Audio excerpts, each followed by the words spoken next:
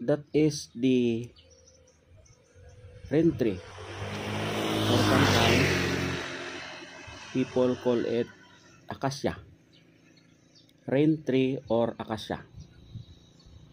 The scientific name is the Samanea saman, also sometimes known as the rain tree. Is a species of flowering tree in the pea family, and of course its family name is Fabaceae. Saman is a white canopied tree with a large symmetrical umbrella-shaped crown, like that, a large crown. It usually reaches a height of 15 to 25 meter or 49 to 82 feet, and a diameter of 30 or 98 feet, and diameter of 30 meter.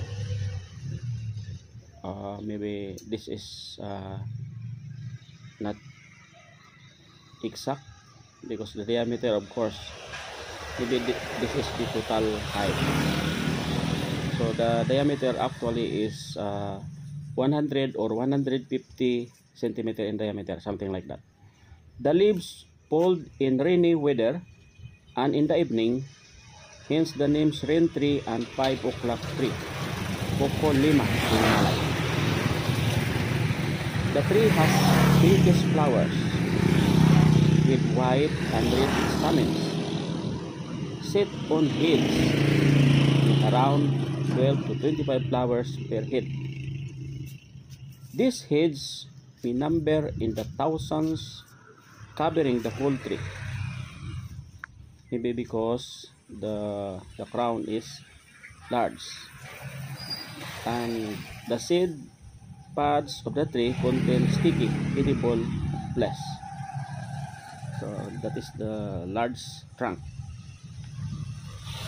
The large and majestic rain tree can be seen growing by our roadside. It provides plenty of shade with its big umbrella-shaped crown. So actually, the location of this rain tree is beside the national highway.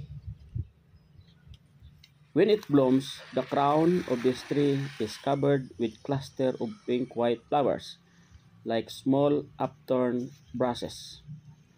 The leaves fold up before rainy weather. This is why it is called the rain tree. Okay. So when the rain comes, the leaves fold up. The tree leaves also close just before sunset. This is unique characteristics of this tree. This is why it is called the Poco Lima in Malay, which means 5 o'clock.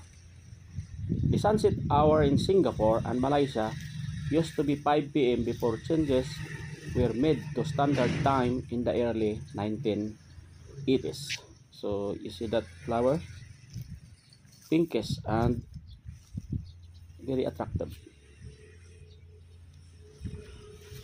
There is a large rain tree in the Singapore Botanic Gardens with a girth of 5 meter and a height of 32 meter.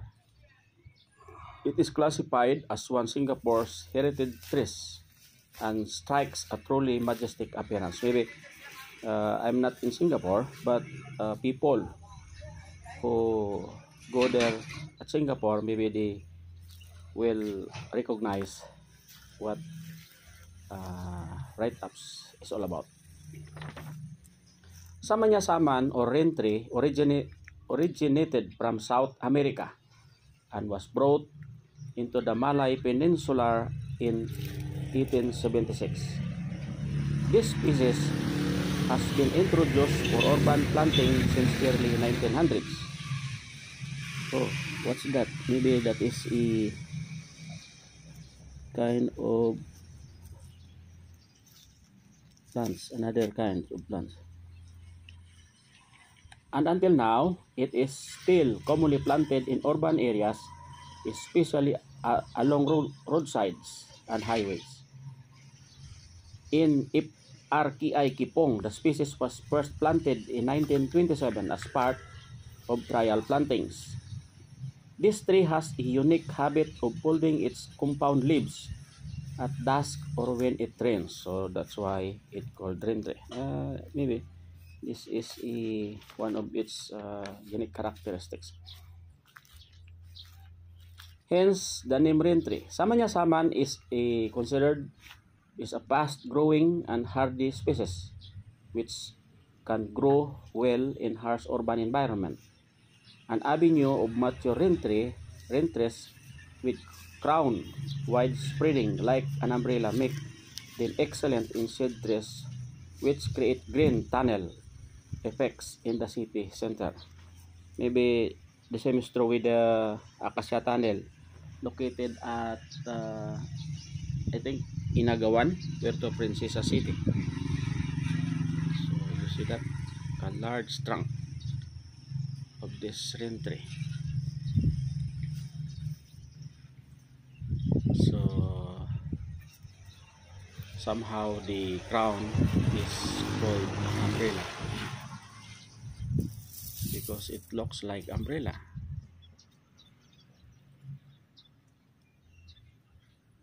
You see that bark, outer bark. There are crack and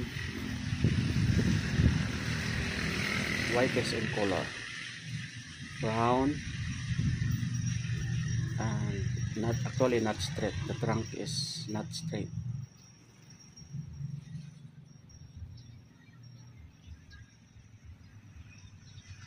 So sun penetration on the ground actually cannot directly penetrate due to the huge number of leaves.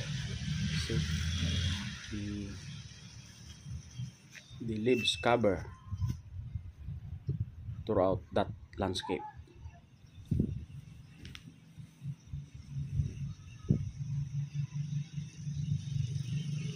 Focus. So that is the trunk. You see, people are trying to rest beneath the crown. So that is the base of rain tree.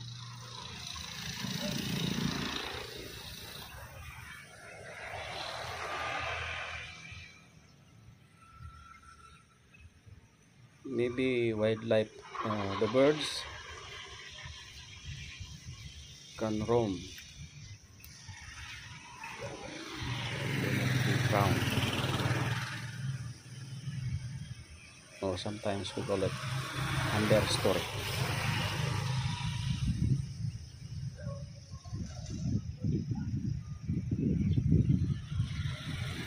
The leaves is small, something like that.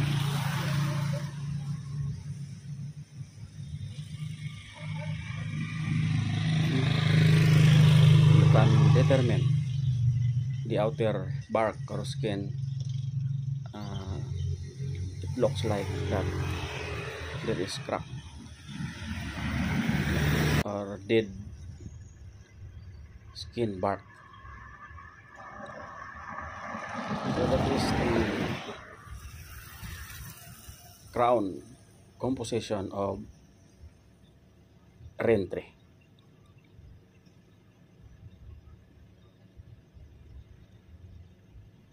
Large enough to cover the ground.